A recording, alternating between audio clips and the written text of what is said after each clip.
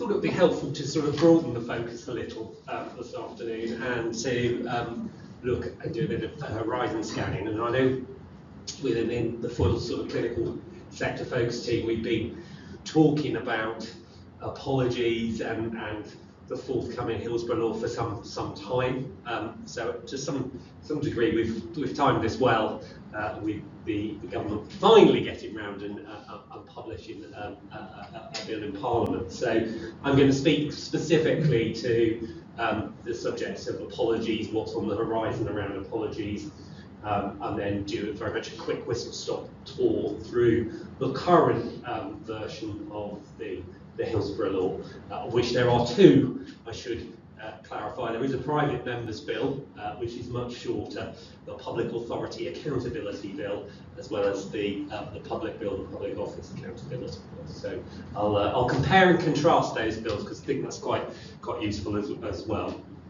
So I got directly involved in this in relation to apologies back in early 2024 when you might recall the Ministry of Justice published a consultation looking at options for reforming the current arrangements in the Compensation Act.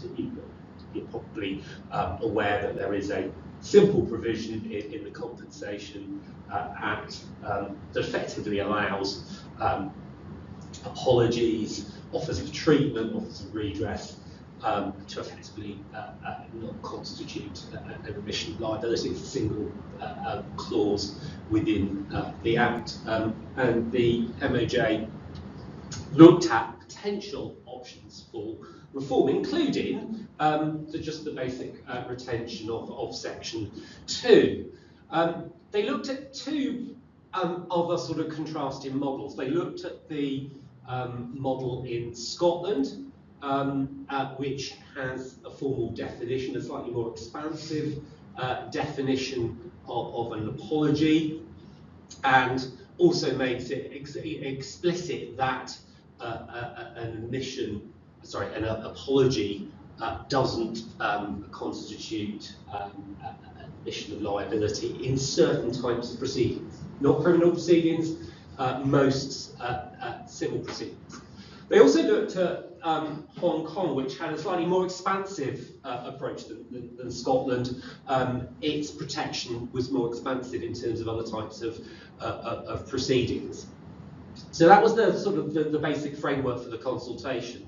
And the other two areas that they were looking at was one that came out of the ICSIS inquiry, which was, do we need to make explicit reference to vicarious liability within the Compensation Act provision, so that apologies can be made in that without constituting an admission in the context of vicarious liability, and also whether there needed to be better guidance akin to that has been issued within the NHS. So those were the sort of main options that the MOJ's consultation paper looked at, and the government responded earlier this year. And I've sort of summarised their views from the respondents to that consultation. So most respondents thought that apologies in civil litigation was an intrinsically good thing, and that it brought benefits to the parties to those proceedings. So there was general agreement on that side of things, and general support for the need for better guidance, which Carl was saying, really, adopting what's been done within the NHS and using it more extensively across a whole range of potential scenarios that could give rise to civil claims, and just better comms about the legislative framework that's out there. And it was also felt by the vast majority of respondents that more could be done in the existing pre-action protocols, and around communication around different forms of dispute resolution. So there was support for that. There was also general majority support for amendment to the 2006 Act, bring effectively vicarious liability within scope. There were mixed views about the Scottish approach. But generally, most respondents felt that having some definition of an apology and a more expansive definition than we currently have in England and Wales was worthwhile. I mean, the feedback, for what it's worth, from FOIL members in Scotland was that the 2016 Act, whilst of value, hadn't actually been made any sort of material impact on their practices on a day-to-day basis. That in many cases, practitioners had completely forgotten about the 2016 legislation. It just didn't feature into their decision-making processes around the making or withholding of apologies. So what has the government said that they're going to do next? So they do want to proceed with an amendment by legislation. They do think that amending the law will be beneficial, and re-emphasising that an apology, or the offer of an apology, doesn't represent an admission of liability. The government has indicated they favour having a more extensive definition, and to make it clear, and to hope to remove any uncertainty between an apology and an admission of liability. They've made it clear that they're going to follow through on the Exit Inquiry's recommendation to bring vicarious liability within scope, and they promised to do more work in terms of guidance and work in terms of the pre-action protocols. And you'll probably be aware that we're still waiting for there to be implementation of the Civil Justice Council's recommendations in their Stage 2 report on pre-action protocols. So it'll be interesting to see whether that explains that delay and whether it'll be picked up in any reworked pre-action protocols. So that's just a little bit about apologies and what we might expect next. So I mean, in terms of the Hillsborough Law, what the Hillsborough Law might look like, there's been lots of debate over a number of years about what this the law might look like. And you might recall back in 2017, a bill was introduced into Parliament which sought to impose a duty of candour on public authorities and public officials, with sanctions on both the authorities and the officials, and that never got traction within the government at the time. But when the Labour government came in, they made a clear commitment to enact Hillsborough Law, although they were, I think, quite vague about what this might look like, and have delayed quite considerably over publishing the bill. And I think there was quite a lot of frustration within Parliament, within members of the party, or cross-party, to be fair. And for that reason, a private member's bill was issued in Parliament earlier this year. I think what's interesting is that the bill that was put in by the private member was quite short, relatively short bill, very similar to the 2017 bill version. And whilst you might criticise it for its content, it was relatively straightforward to interpret and understand its sort of intentions and purposes. And I think it's worthwhile contrasting the sort of legislative intentions and style between that original draft and what the government has eventually opted for, which is a much more complex statutory arrangement. And if anybody's already had a look at the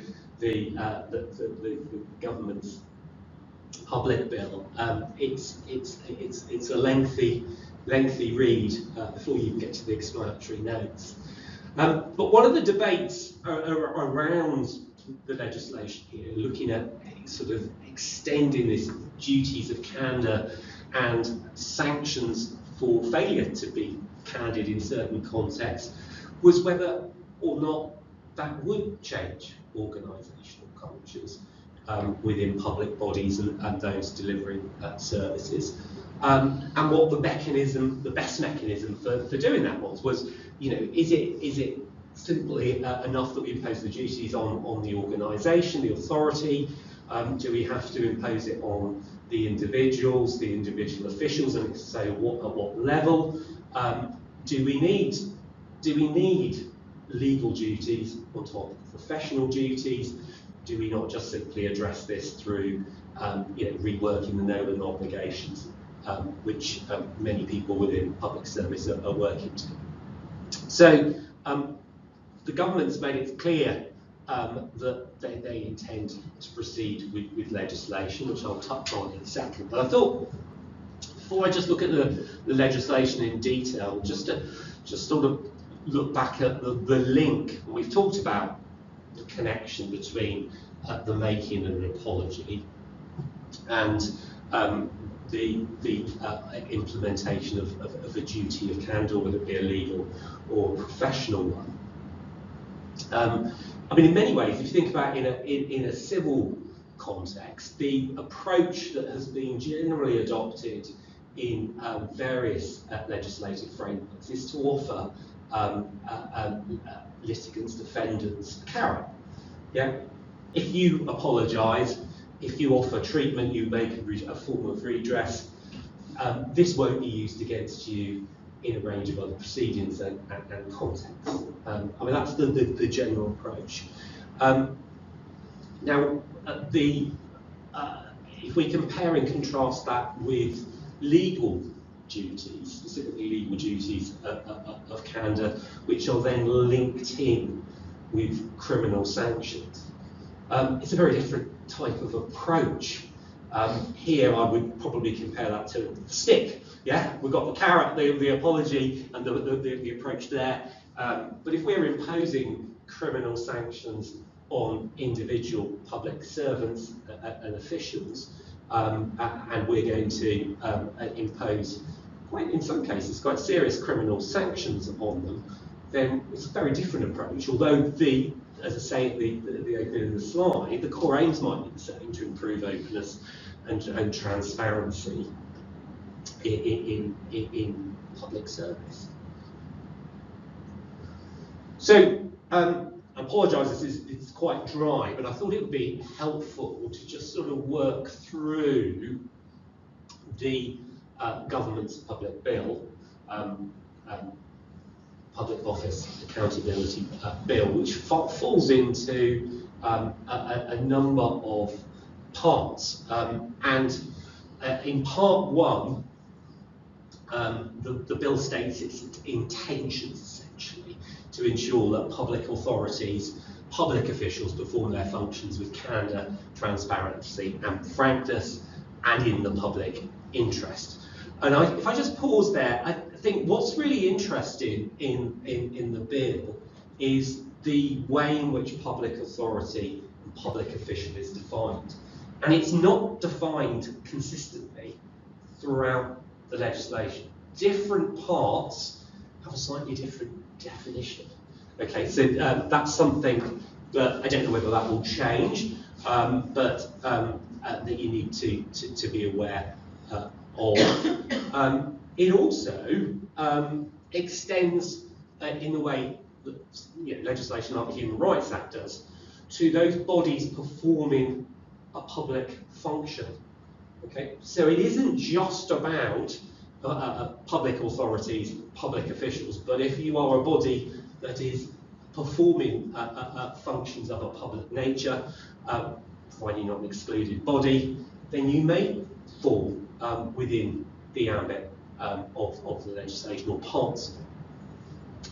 The other aspect that might cause some confusion is that parts of it are intended to be UK-wide, and some aspects are intended solely for England and Wales, and I've identified those for you on the slide. So some of this, for example, in relation to sort of standards of ethical conduct, for example, that will have a UK-wide application. The new introduction of the offence of misleading the public, that will only have an England and Wales application in the current version of the bill. Now, part 2 has 3 chapters. Chapter 1 has received quite a lot of publicity, and I think what's quite interesting is if you look at a lot of the media narrative around this, it's tended to focus on very selectively on what the bill is doing. A lot of the press and media interest in this comes out of various inquiry and inquest scandals. Hillsborough, obviously, the Post Office Horizon scandal, another topical example. So this aspect of the bill, what it does is impose a duty of candour, transparency and frankness, a duty that's defined as a duty of candour and assistance in the context of inquiries, investigations, inquests, and imposes criminal liability for a breach of that duty. And that criminal offence is currently set out in clause 5 of the draft legislation. And you heard, I think Paul mentioned position statements.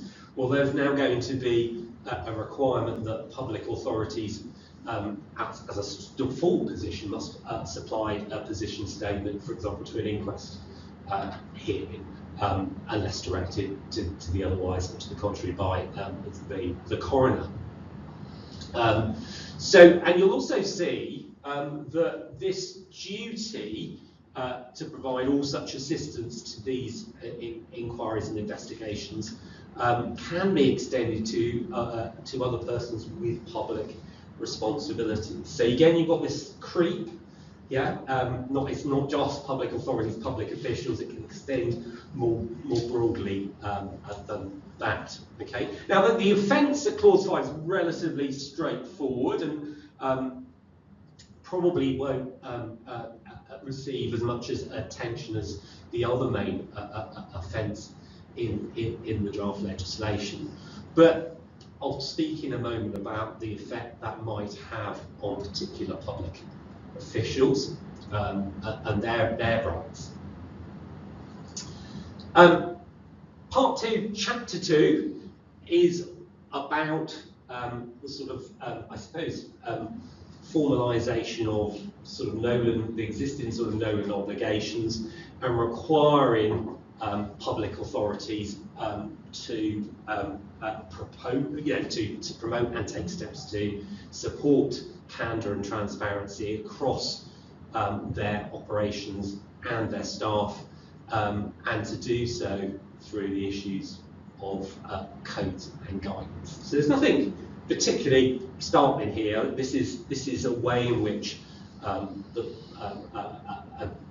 public authorities can set out professional standards, which can then obviously be used to take disciplinary and active steps within that public body should individual officials or sections of an authority fail to comply with those obligations. So we've got a layer here of duties being imposed across a much wider range of public bodies or those performing functions of a public nature.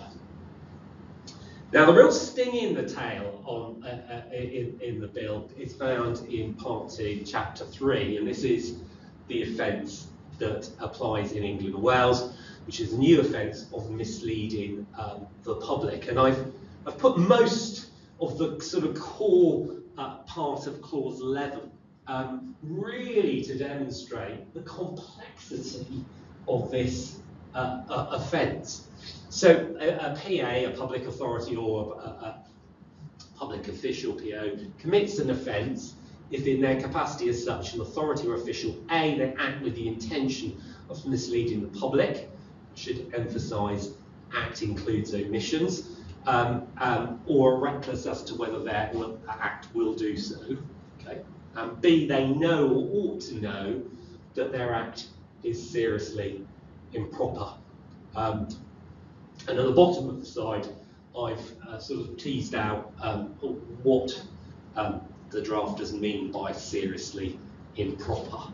So this is requirement to meet subsection 3, and that a reasonable person will consider it to be seriously improper, taking account of all the circumstances of the case. And I'll just let you read the final part on subsection 3.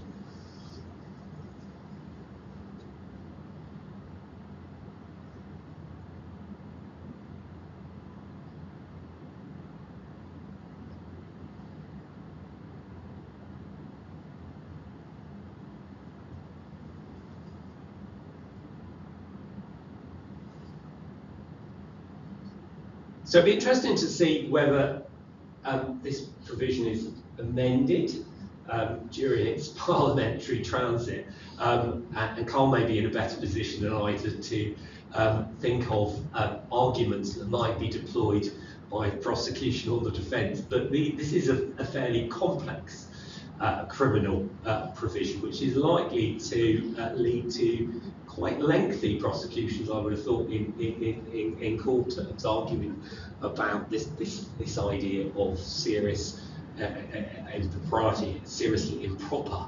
And the other aspect that is particularly interesting is in whilst it introduces dishonesty in subsection 3.3, you'll see in the earlier part that it's know or ought to know that their act is seriously improper. So does that mean we jettison the subjective aspect of the dishonesty aspects of the offence? If so, that potentially undermines existing law in Ivy, for example, about how we might approach this issue of dishonesty. But so, from my view, this offence is going to cause some difficulties if it emerges unamended. And just to sort of demonstrate where else there might be an issue, is that there are a couple of defences available. These were, I suppose, introduced to soften the concern of many that this would undermine the rights of individual public officials. Now, I'm not going to cover the defence around intelligence services and military activity, but the one that's of particular interest is that there is a defence to show that they, the public authority or official, had a reasonable excuse for their act. And that is applied with a partial reverse burden of proof, which means someone is able to say, well, this is my reasonable excuse for what I did or didn't do, and then the burden then shifts to the prosecution to show beyond reasonable doubt that they didn't have a reasonable excuse for their failure to be candid and transparent. I said there was a sting in the tail. This is an either way offence, so potentially quite serious for those people subject to charge, but the Director of Public Prosecutions needs to consent to this prosecution. They also need to consent to the Clause 5 offence, although there's slightly different rules around who has to consent depending on where it occurs across the UK. I've also had a look at the explanatory notes, because if you think about this in the context of a teacher, teacher at a school performing functions of a public nature is in conversation with a parent, and perhaps isn't candid about what little Johnny did in the classroom. Is the teacher, as a public official in that case, would they be caught? Just jumping back. Now, the explanatory note says the offence doesn't apply to individual interactions, and it's not intended to apply for instances of accidental or inadvertent misleading. But if you just jump back, in that sort of scenario that I've just painted, might there, in certain circumstances, might a teacher be caught by the Clause 11 offence in certain circumstances? So the purpose of that example is to get you thinking about the scope of the offence and the scope of the legislation. Yeah, it's much wider than the existing framework that we've been talking about and touching upon today.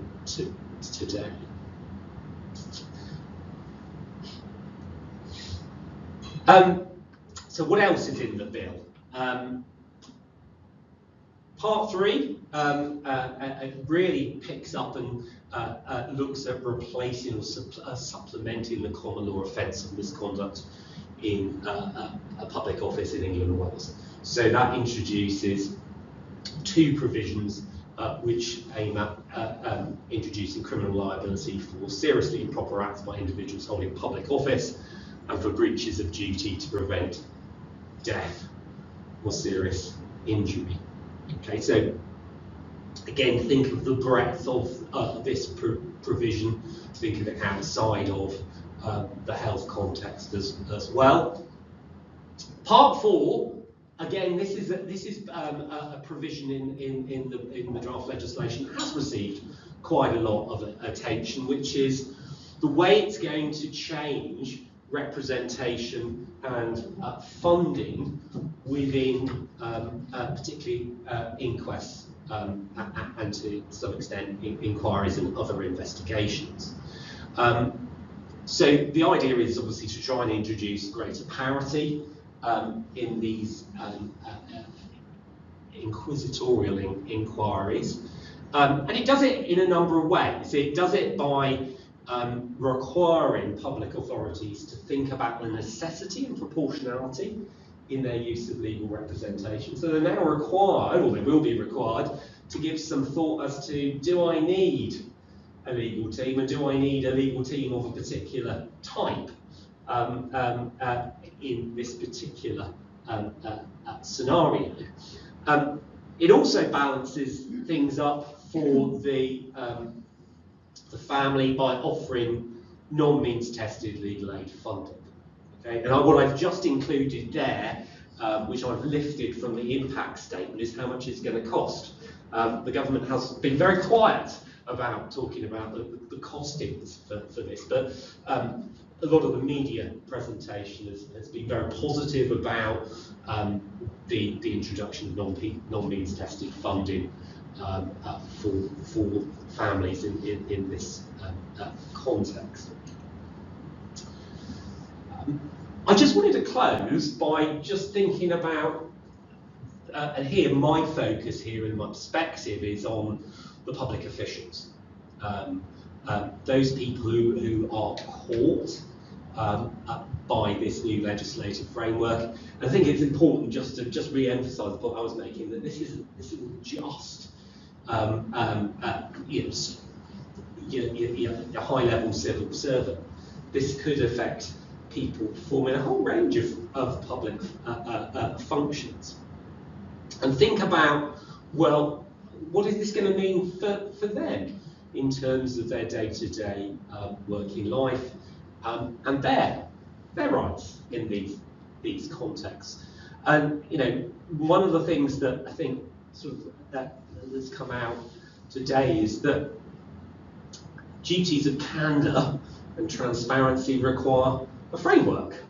Yeah, whether that be training, whether that be a cultural willingness to support individual members of staff in being candid. But here, the mechanism that is being used is through criminalisation of a failure to be transparent. Now, I'm not going to form a view on whether that will or will not be effective, but it's clearly going to have an impact on individuals' lives, and not just public bodies, public authorities, as an institution.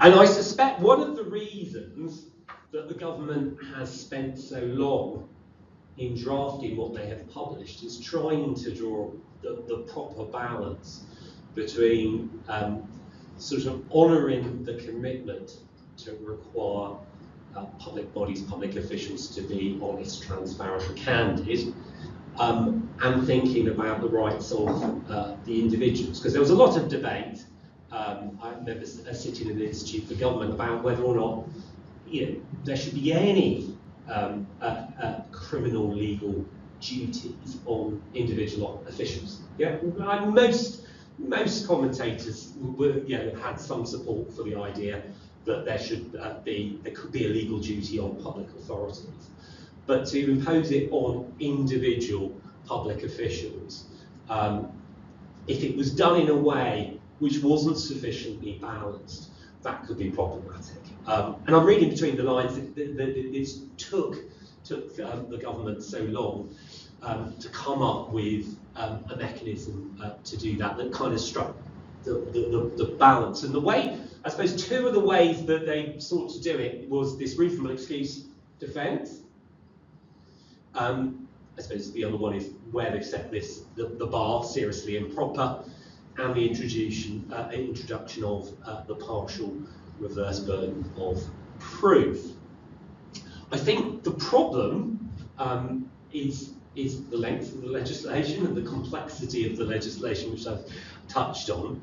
And I suppose the other thing to really think about here is, well, what's this going to add to the landscape in terms of compliance? We know that public officials are already subject to professional obligations, whether they be through the Nolan principles, and in terms of making statements that turn out to be fraudulent, misleading, there are existing legal mechanisms where they can be subjected to the criminal law.